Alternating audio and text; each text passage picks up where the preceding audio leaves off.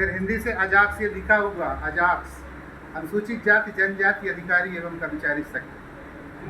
मध्य प्रदेश का, पूरे भारत देश का यह एक ऐसा संगठन है अजाक्स, इस तरह से कोई संगठन आज तक नहीं। चूंकि एक स्वीपर से लेकर एक IAS रैंक तक का इसमें जो कर्मचारी अधिकारी होते हैं वो मेंबर होते हैं और वही पदाधिकारी होते हैं। इसका नेतृत्व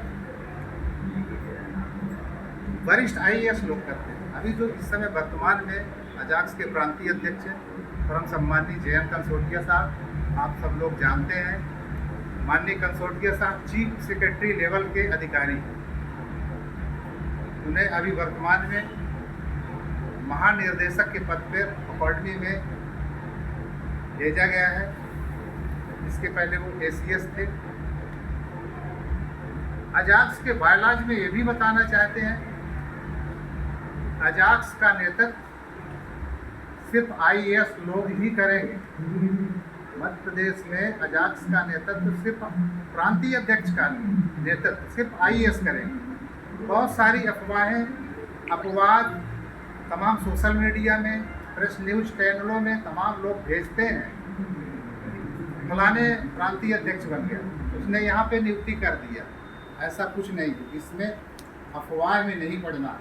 अजाक्स का प्रांतीय अध्यक्ष सिर्फ IAS होगा। आज कंसोटिया साहब हैं, इसके पहले भी जो प्रांतीय अध्यक्ष थे आप लोगों को बताना चाहेंगे, चाहे मान दाहिमा साहब रहे हों, चाहे डॉक्टर अमर सिंह साहब रहे हों, चाहे वो कीर्ति साहब रहे हों, कोई भी मतलब जो भी आज तक की डेट में 1993 का ये रजिस्टर्ड संगठन है, IAS ही प्रांतीय अध्यक्ष रहे। IAS के अलावा कोई प्रांतीय अध्यक्ष नहीं है। वो आप सब लोग समझते हैं कि IAS जब प्रांतीय अध्यक्ष होते हैं तो पूरे मध्य प्रदेश में एक अलग तरह का दबाव रहता है, काम करवाने की क्षमता रहती है। दूसरी बात मैं ये बताना चाहता हूँ कि अजाक्स को बहुत सारे पावर हैं। कुछ साथी अभी ये बात कह रहे थे, हो सकता है कि जानकारी ना हो इसलिए इस तरह की बात कह रहे थे। अजाक्स को बहुत सारे पावर हैं।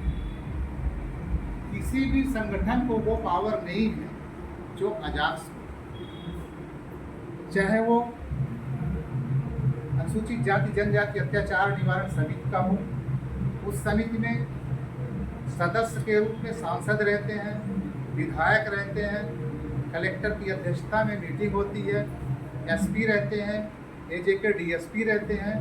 इसके अलावा समाज के जो व्यक्ति होते हैं वो भी मेंबर होते हैं। उस तरह से अजाक्स का भी एक जिलाध्यक्ष उस समिति का मेंबर होता है। सांसद जिस तरह से कोई भी मुद्दे उठा सकते हैं, विधायक कोई भी मुद्दे उठा सकते हैं, उस तरह से अजाक्स का जो जिलाध्यक्ष होता है वो सारे मुद्दे वहाँ पे रखता है और कलेक्टर के सामने अपनी बात मनवाता है।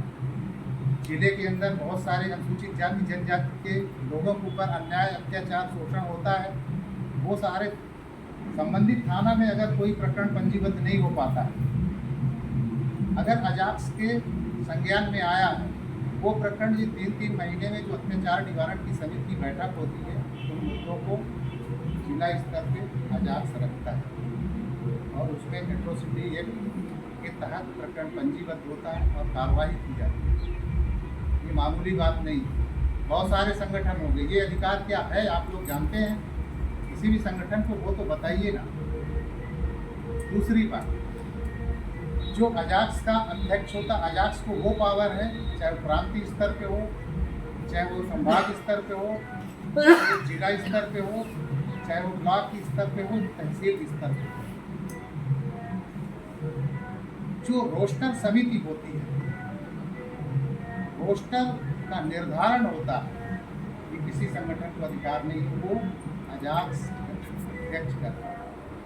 बहुत सारे पत्र मैं उनके माध्यम से भिजवाता रहता हूँ, देखते होंगे आप लोग। कलेक्टर साहब के यहाँ से पत्र आते हैं, अपर कलेक्टर साहब के यहाँ से आते हैं, सारे विभाग के विभागाध्यक्षों के माध्यम से आते हैं और विधिवत संबोधित पत्र आता है और ससम्मान वहाँ पे अध्यक्ष जाता है चाहे तो कलेक्टर साहब, अपर कलेक्टर या विभागाध्यक्ष या ट्रेजरी ऑफिसर जो भी होते हैं वो तो रोस्टर कंप्लीट करके दस्तखत करके फाइनल कर सकते हैं ना। क्या ऐसा है उनके पास क्षमता कि वो कर ले बिना अजाक्स अध्यक्ष के रोस्टर अनुमोदन? आप देखते होंगे ग्रुप में यहाँ पे मेडिकल कॉलेज खुला, मेडिकल कॉलेज का डीन जो है यहाँ मेरे को 3 बार पत्र भेजा। इसके बाद फ़ोन द्वारा बताया गया कि नहीं सर यहाँ पे रोस्टर आप जब तक निरीक्षण नहीं करेंगे तो हमारी क्षमता नहीं है कि हम कैसे भेजें। भोपाल से जब जानकारी त्वरित मांगी जाती है तो अजाक्स अध्यक्ष को वहाँ पे बुलाया जाता है कि नहीं सर आपके सिग्नेचर जब तक नहीं होंगे तो ये हम वहाँ पे जानकारी नहीं दे सकते। अभी हम और कोषाध्यक्ष जी गए थे, डीन जो है यहाँ पर खड़े होकर हाथ मिलाए। डीन के सामने हम लोग क्या लगे, हम तो बहुत छोटे से पद पे है ना। लेकिन अजाक्स का जो प्रोटोकॉल है, जो उसका राइट्स दिए गए, जो उसको अधिकार दिए गए, मध्य प्रदेश शासन जीएडी सामान्य प्रशासन विभाग से जो अधिकार दिए गए उसके अंतर्गत चाहे वो कलेक्टर हो, चाहे वो कमिश्नर हो, चाहे वो एसपी हो, चाहे वो कोई भी विभागाध्यक्ष, चाहे डीन हो, वो रोस्टर के जब तक सिग्नेचर नहीं करवाएगा तब तक वो जानकारी नहीं भेज पाएगा। रोस्टर के अलावा चाहे वो सीधी भर्ती हो, चाहे बैकलॉग की पूर्ति हो, चाहे इलेक्ट्रिसिटी एक्ट से संबंधित हो, चाहे समयमान वेतनमान हो, चाहे भ्रमोन्नति हो, सारी समितियों में अजाक्स का जिलाध्यक्ष उन समितियों में सदस्य रहता है, चाहे परामर्शदात्री समिति। ये सारी जानकारी हो आप लोगों को, फिर भी मैं इसकी दोबारा बताए दे रहा हूँ। तो अजाक्स जो है एक पावरफुल संगठन है। आप लोग कभी ये न सोचिए कि अजाक्स बहुत कमज़ोर संगठन है। अजाक्स जैसा संगठन मध्य प्रदेश में या भारत में कहीं नहीं, कोई संगठन नहीं इसको जो राइट्स दी। अब मैं इधर सत्ता जिले की अजाक्स टीम की ओर ले जाता हूँ आप लोगों को, जहाँ आप लोग बैठे हुए हैं। अजाक्स क्या क्या करता है ये शायद जानकारी बहुत कम लोगों को हो। अभी मैं जिक्र कर रहा था, आदरणीय राजू गुनकर जी बोले जब कि छोटे छोटे समस्याएं लेकर जब हम लोग पहुंचते हैं अजाक्स कुछ नहीं करता। अजाक्स ट्रांसफ़र पोस्टिंग के लिए, ये दिल दिमाग से आप लोग निकाल दीजिए कि अजाक्स जो है किसी के क्रमोन्नत, किसी के वेतन वृद्धि, किसी के समयमान, किसी का ट्रांसफ़र, किसी की पोस्टिंग करवाने के लिए नहीं।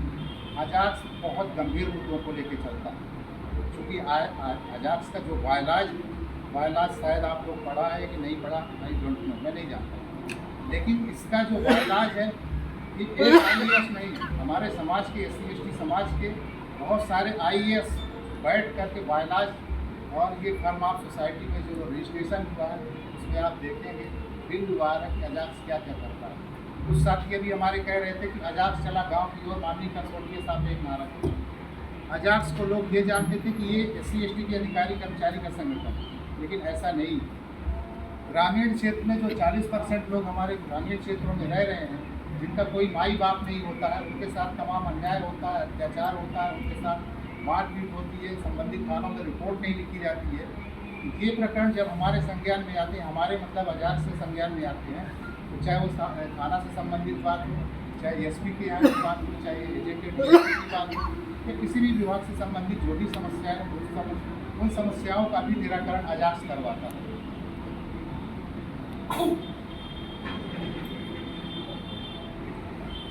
बहुत सारे गोपनीय मुद्दे होते हैं। अभी मैडम ने इशारे पे बहुत कुछ कह डाला आप लोग, इसीलिए तो मैं कहता हूँ कि हमारे लोग जो है तो बैठते हैं मीटिंग में, लेकिन प्रोटोकॉल का पालन नहीं करते।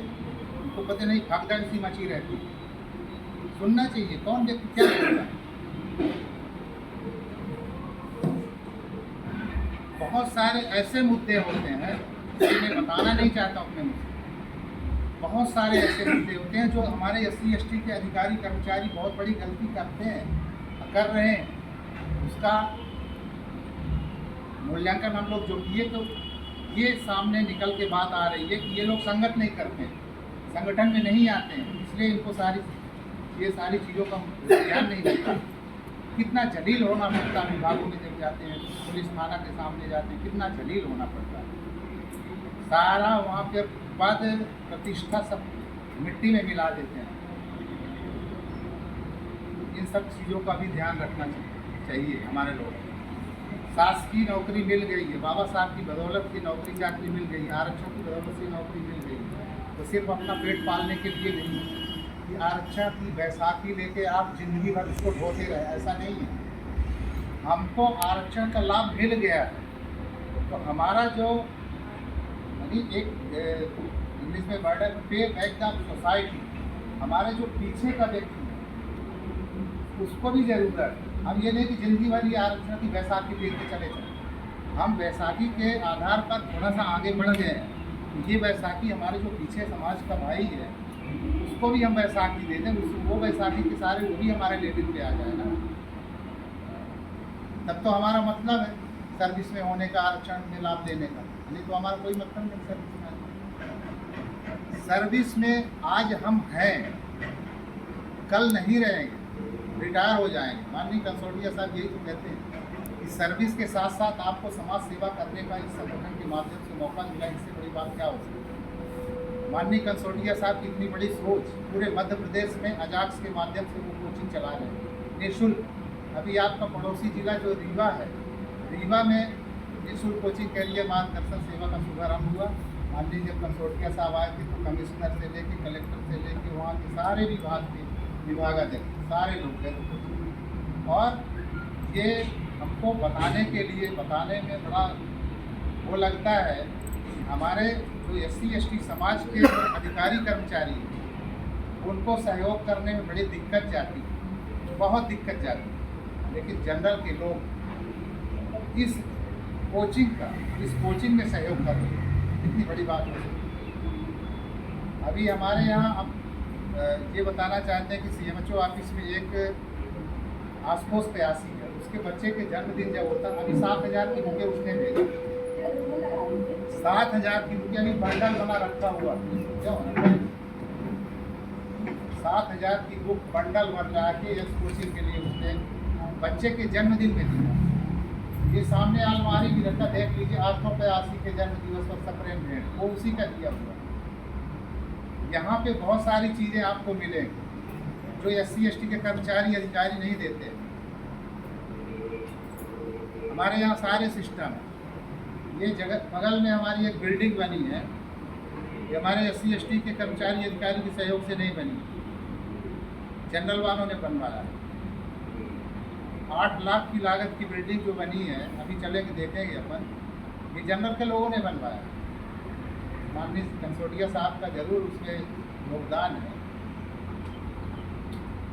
ये जहाँ अपन बैठे हुए हैं 5 लाख रुपए सेंसन है, मार्च अप्रैल में सेंसन हो गया, इसका टेंडर हो गया, काम शुरू होने वाला है। मेरी वजह से थोड़ा तो पहले उसमें अपन शिफ्ट करवा देते हैं, इसलिए इसको अपन काम शुरू करवा दें। मैंने इस कोचिंग का कैसे चला रहा हूँ, अब आप लोगों से क्या बताऊँ।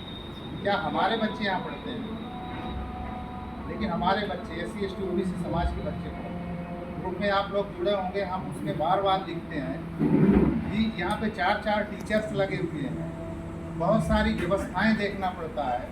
आप महीने में 50 रुपये दे सकते हैं, 100 रुपये दे सकते हैं, 200 रुपये दे सकते हैं अपने सामर्थ्य अनुसार, लेकिन 50-100 रुपये भी कोई नहीं देता, और मेरे पॉकेट में नहीं जाता, किसी के पॉकेट में नहीं जाता। अजाक्स का ज्वाइंट अकाउंट है, हमने सार्वजनिक किया है।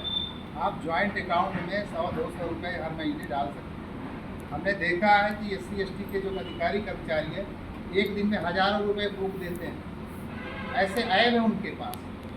एक राशि 40 रुपये में आती है, दिन भर में 2-3 राशि खा लेते हैं। लेकिन यहाँ समाज हित की बात करते हैं, समाज के लिए अपन बात करते हैं कि उनके हित की बात करिए। कुछ साथी हैं जो कि वो निरंतर सहयोग करते रहते हैं, 10-20 लोग हैं, उनकी सहयोग की वजह से ये कोचिंग चल रही है।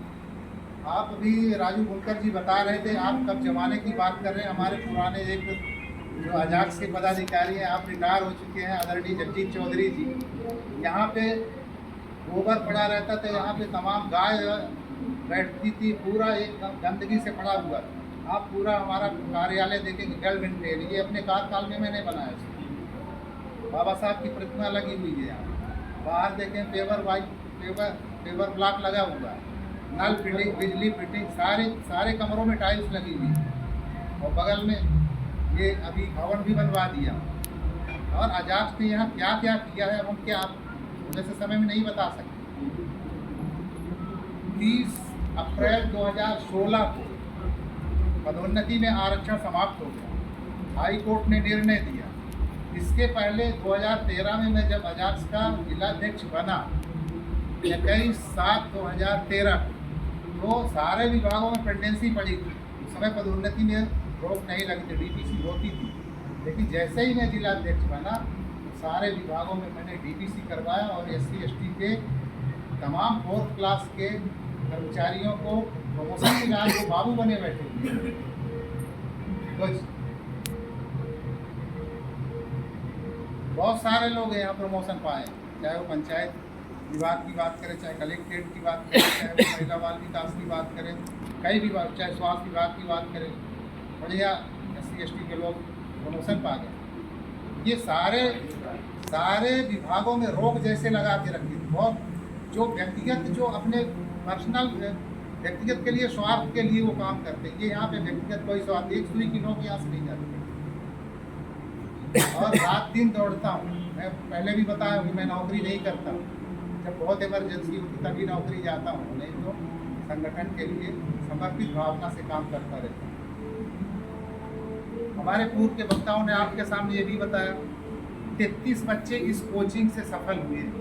इधर ये होर्डिंग लगी हुई है, देखिए ना भैया, वर्ग 1 में, वर्ग 2 में, वर्ग 3 में, BSF में, पटवारी में कई बच्चे सेलेक्ट हुए हैं और जॉब कर रहे हैं। बताइए, उनका जो परिवार चलने लगा सर्विस में हो गए, जैसे हम लोग सर्विस में, से वो भी बच्चे हो गए। ये छोटी बात है क्या? कसोडिया साहब की कितनी बड़ी अच्छी सोच है। बाबा साहब के 3 सूत्र थे, शिक्षा, संगठन और संघर्ष। तो प्रायोरिटी बेस पे शिक्षा को महत्व दिया माननीय कसोडिया साहब। इस तरह से बहुत सारी कोचिंग साहब का उद्देश्य है।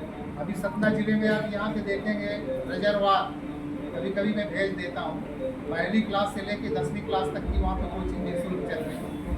और उस कोचिंग में 2 टीचर कंटिन्यू पढ़ा रहे हैं। उस कोचिंग का जो टीचर्स का खर्च है, परम सम्मानित इंजीनियर SL सूर्यवंशी साहब उसका भुगतान कर रहे हैं। तो व्यक्तिगत 2 टीचरों का भुगतान पर मंथ उनके अकाउंट में आ रहा है और बच्चे पढ़ रहे हैं। शिक्षा को हम लोग अगर यहाँ तक पहुँचे हैं हम लोग, तो सिर्फ शिक्षा की बदौलत और बाबा साहब की बदौलत, सामने जो आरक्षण हुई बैसाखी की, उसकी बदौलत आज हम लोग यहाँ पे बोल पा रहे हैं, अच्छा कपड़ा पहन रहे हैं, अच्छा खा पी रहे हैं, अच्छी गाड़ी घोड़ा से चल रहे हैं। बहुत सारे लोग ऐसे हमारे लोग कहते हैं कि अरे वो बाबा साहब ने क्या किया, उनको शर्म आना चाहिए, एक चुल्लू पानी में डूब के मर जाना चाहिए। बाबा साहब अगर नहीं होते तो जैसे नालियों में कीड़े मरे पड़े रहते हैं, इस तरह से हम लोगों की स्थिति होती है। आज भी जब लात खाते हैं, जूता खाते हैं, मैं एक नहीं सैकड़ों एग्जाम्पल देती हूँ। और अभी लेटेस्ट 2-2, 3-3 दिन पहले की बात कर रहा हूँ, जब लात खाते हैं तब भाग के अजाक्स की तरफ आते हैं, वैसे नहीं आते। एक यहाँ पे रहगांव क्षेत्र के प्रोफेसर है, नाम नहीं बताऊँगा, वो यहाँ पे हैं सीधी जिले में, RSS के लोग उनको टॉयलेट में बंद कर दिए, टॉयलेट में बंद कर दिए। बोले कि साले तुम जो है जय श्री राम बोलो, जय श्री राम नहीं बोलोगे तुम इस कॉलेज में नहीं रह सकते। नहीं पढ़ा, ना परेशान हुआ बेचारा, ना परेशान हुआ। जैसे मेरे सतना वाले लोग हमारे से संपर्क किए और बात की, तो फिर मैं यहाँ से लेकर भोपाल तक आ गया।